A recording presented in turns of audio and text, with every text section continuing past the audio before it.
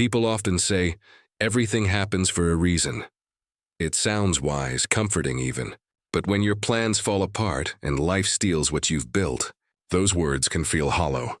One stormy evening, deep inside a misty valley, a young man named Ravi was about to discover what those words truly meant.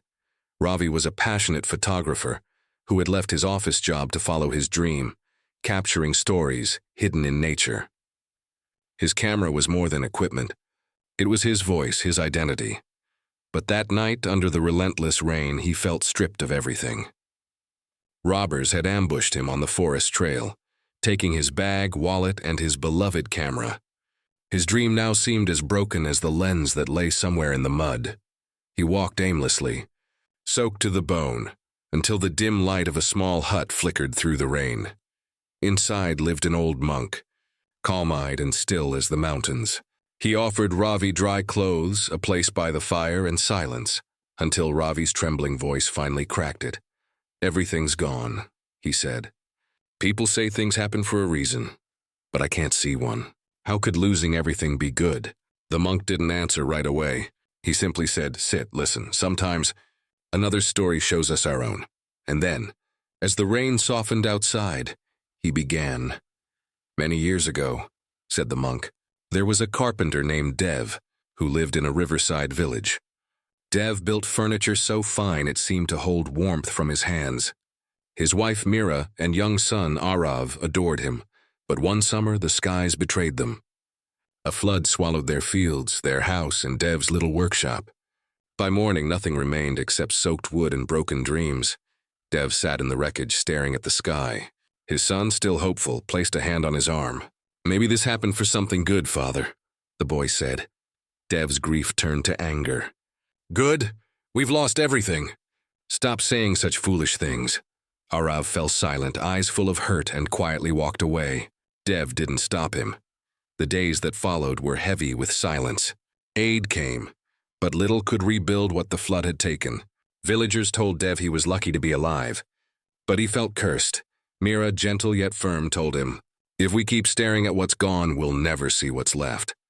So, Dev set off for the nearby town, hoping to find any work he could. He walked miles asking in workshops, stores, and warehouses, but each time the answer was the same: no work available. By dusk, he sat by the roadside, too tired to move. He stared at the horizon where the sky met the ruins of his hope. "My son was wrong," he whispered. "Nothing good will come of this." At that moment, a traveler stopped beside him, an old wandering monk with a kind face. "Why such sadness, my friend?" he asked. Dev poured out his story.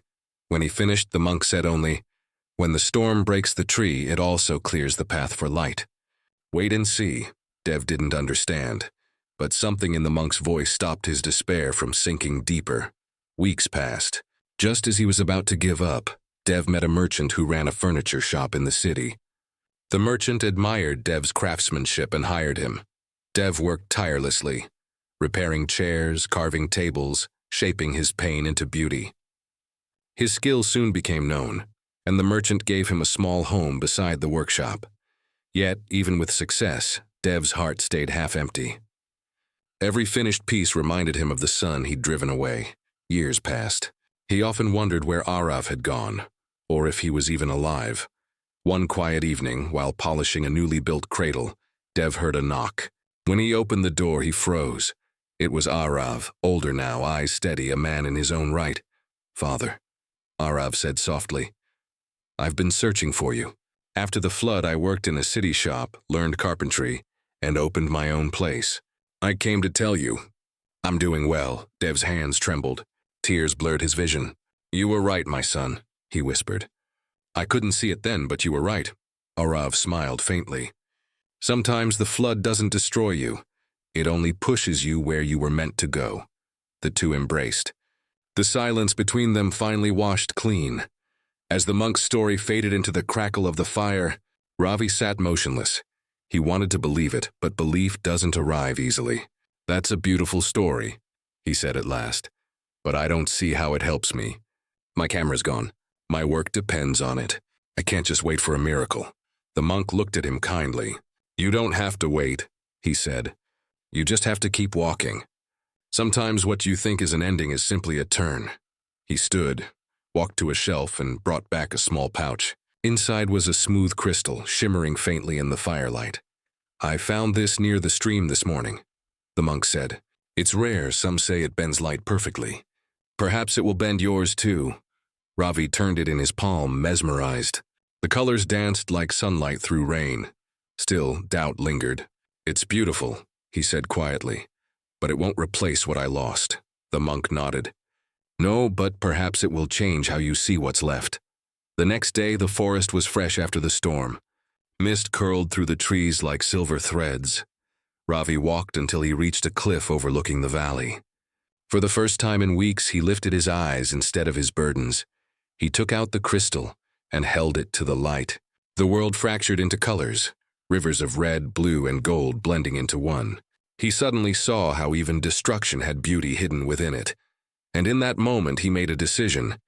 He would start again, but differently. He sold the crystal in town, it was indeed rare, and used the money not to replace what he'd lost, but to build something new. Instead of chasing landscapes for fame, he began capturing stories of survivors, flood victims, displaced families, forgotten workers. His photographs carried truth, not perfection.